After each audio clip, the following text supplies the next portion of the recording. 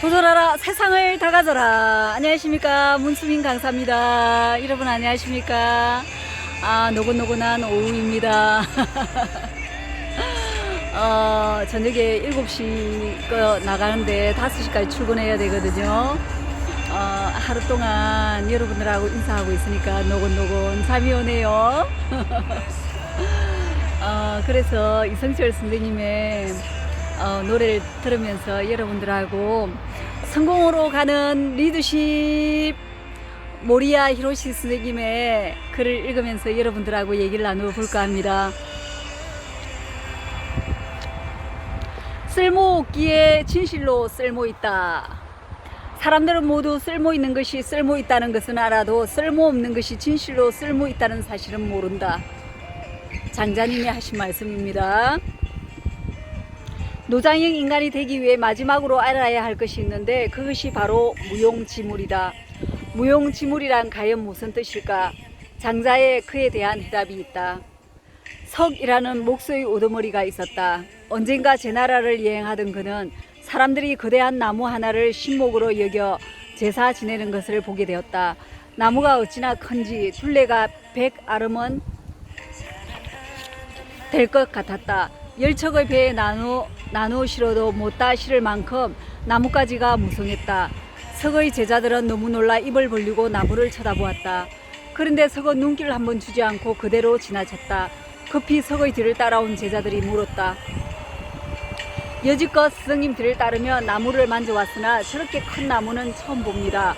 그런데도 스승님께서는 그대로 지나치셨습니다. 무슨 까닭이신지요?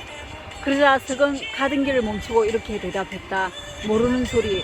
저 나무는 전혀 쓸모가 없다. 배를 만들면 가라앉을 것이고 간을 만들기에는 너무 썩었어. 가구를 만들기에는 냄새가 고약하고 문을 만들기에는 나무질이 너무 많다. 그리고 기둥으로 삼자니 벌레가 너무 많이 꼬일 것 같다. 전혀 쓸모가 없는 나무일 뿐이다. 그렇기 때문에 저토록 크게 자랄 때까지 무사할 수 있었을 것이다. 장자는 여기서 무명을 비난한 것이 아니다. 오히려 쓸모가 없기 때문에 사람들에게 잘리지 않고 그렇게까지 잘릴 수 있었던 무용의 의의를 강조하고 있다. 이것은 결코 역설이 아니다. 시험 삼아 우리들 주변을 살펴보자. 전혀 쓸모없는 것이라고 생각했던 것이 의외로 유용하게 쓰인 적이 있을 것이다. 우리가 이러한 사실을 깨닫지 못하는 것이 고정관념에 사로잡혀 있기 때문이다. 그래서 장자는 이렇게 한탄했다. 사람들은 모두 쓸모있는 것이 쓸모있다는 것은 알아도 쓸모없는 것이 진실로 쓸모있다는 사실은 모른다. 정말 우리의 가슴에 심금을 울리는 말이 아닌가 생각이 듭니다.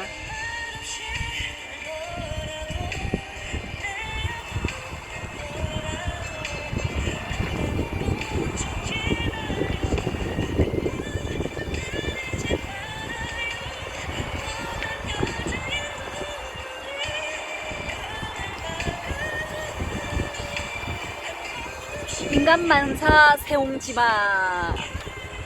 언제 어느 때 상황이 어떻게 변할지 아무도 모른다. 일본인과 중국인을 비교해보면 중국인이 훨씬 더 불우한 상황에서 강한 것 같아. 일본인은 어쩌다 자천이라도 당하면 완전히 맥이 풀리고 사기를 잃는다든지 술을 마시며 세상의 온갖 걱정은 혼자 다 짊어진 것처럼 낙심하는 경우가 많다. 그런데 중국인의 경우에는 충격의 정도가 약할 뿐 아니라 설사 충격을 받았다 하더라도 일본인 같은 태도를 취하는 일이 적다. 왜 그럴까? 그것은 중국인의 마음속 밑바닥에는 행복과 불행은 갈마든다는 순한 사상이 깊이 뿌리를 내리고 있기 때문이다. 그렇기 때문에 때를 만났다고 생각되더라도 언젠가는 불행한 때가 올 것이라는 신중한 자세로 처한다면 처신한다. 한편 시리한 때에도 어떤 상태가 언제까지나 계속되지 않을 것이라는 확신을 가지고 참자 하며 견디는 것이다. 그러므로 그들은 세월이 좋을 때에도 그러한 사실을 코에 걸고 자랑스럽게 떠들지 않으며 어려운 때에도 필요 이상으로 기가 죽거나 방황하는 일이 없다. 왜냐하면 언제 어느 때 상황이 어떻게 변할지는 아무도 모른다는 의식이 강하기 때문이다. 어떤 의미에서 참으로 대담한 인생관이라고 할 수 있다. 이러한 사실을 잘 보여주는 것이 세옹지마의 고사이다. 우리들은 보통 인생만사 세옹지마 또는 간단히 줄여 세옹지마라는 말을 널리 쓰는데 해남자에 실려있는 이 고사를 소개하면 다음과 같다. 옛날 북쪽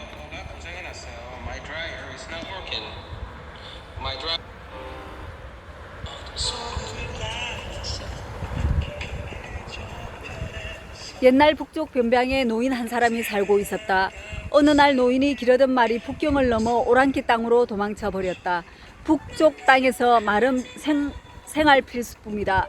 이것은 지금도 변함이 없다. 노인을 아는 사람은 노인을 위로했다.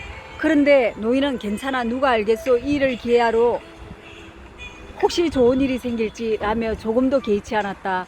그로부터 몇 달 뒤 노인의 말은 오랑캐 땅의 준말을 한 마리 데리고 돌아왔다. 노인은 아무 수고도 하지 않고 준말을 얻게 된 것이다.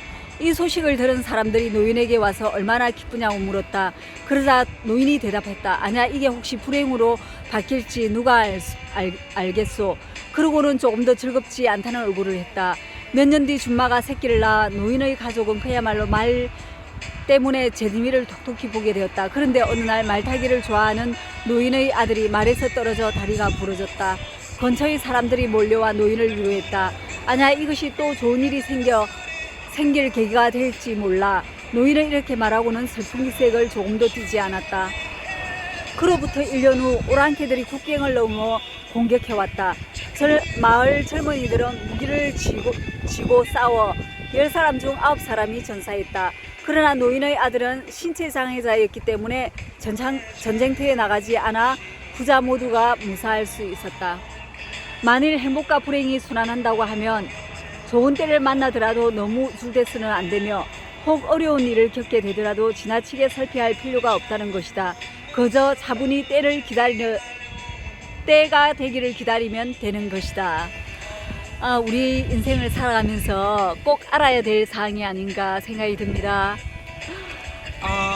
나긋나긋 잠이 오는 오후에 여러분들과 함께 리더십에 대해서 알아봤습니다. 도전하라 세상을 다 가져라 문수빈 강사였습니다. 안녕.